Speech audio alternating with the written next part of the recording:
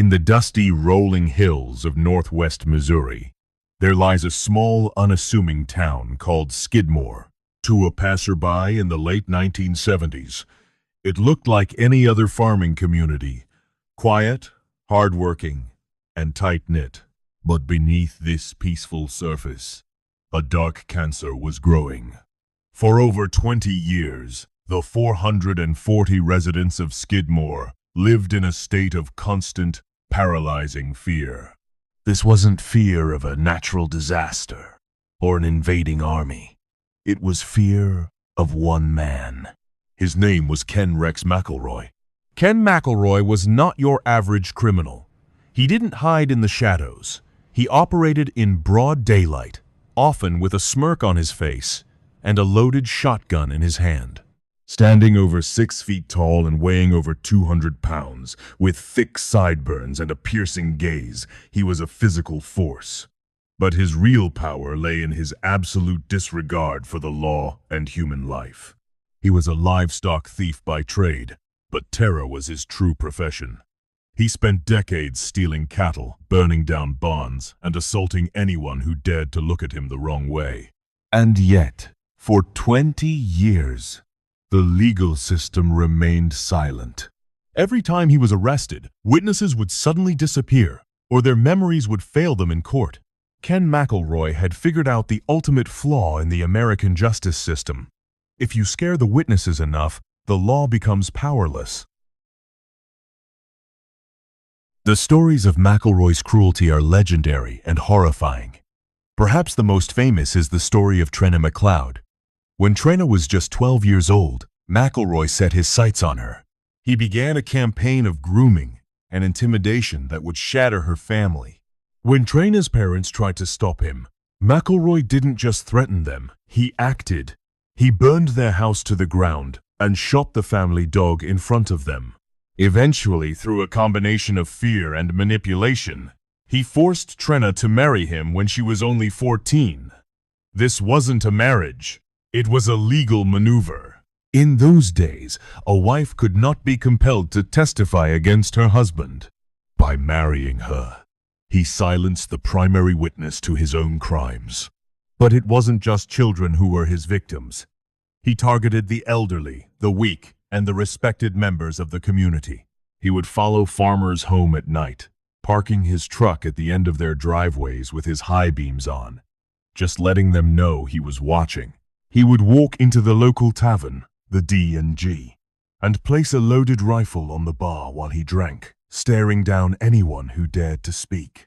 The local sheriff was frustrated. He had arrested McElroy dozens of times, but the courts always let him out on bail. The people of Skidmore began to realize a terrifying truth. The police couldn't protect them. The judges wouldn't protect them. And the law was nothing more than a toy in the hands of a monster. The final descent into chaos began in 1980. It started over something as small as a piece of candy. McElroy's children got into an argument with the local grocer, 70-year-old Ernest Bo Bowenkamp. A few days later, McElroy tracked Bo down behind his store and shot him in the neck with a shotgun. Miraculously, Bo survived. This time, the town thought they finally had him. There were witnesses, physical evidence, and a victim who was willing to talk. McElroy was actually convicted of attempted murder. But then, the unthinkable happened. While his case was being appealed, a judge released McElroy on bail. He returned to Skidmore, not as a humbled convict, but as a triumphant king. He went straight to the D&G Tavern, armed with an M1 rifle, equipped with a bayonet. He openly bragged about how he was going to finish the job on old Bo Bowenkamp. This was the moment something snapped in the collective psyche of Skidmore. The fear turned into a cold, hard resolution. On the morning of July 10th, 1981, a meeting was called at the local Legion Hall. Over 60 men from the town gathered. They weren't there to protest. They were there to figure out how to survive. When the sheriff told them he couldn't do anything more and left town, the people of Skidmore realized they were truly on their own.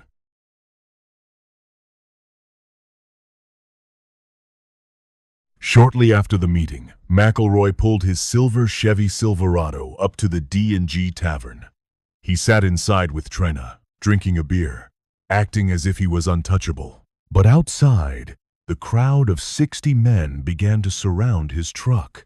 They didn't shout, they didn't scream, they just stood there. McElroy finished his beer, walked to his truck, and sat in the driver's seat. He lit a cigarette, seemingly unfazed by the crowd. He thought they were cowards. He was wrong.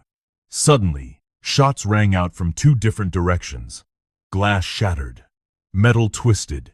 McElroy was hit multiple times in the head and neck. He died instantly, his cigarette still smoldering in his hand. What happened next is what made Skidmore famous. Despite there being nearly 60 witnesses standing just feet away in broad daylight, when the FBI arrived, they were met with a wall of silence. "I didn't see a thing," was the only answer they got.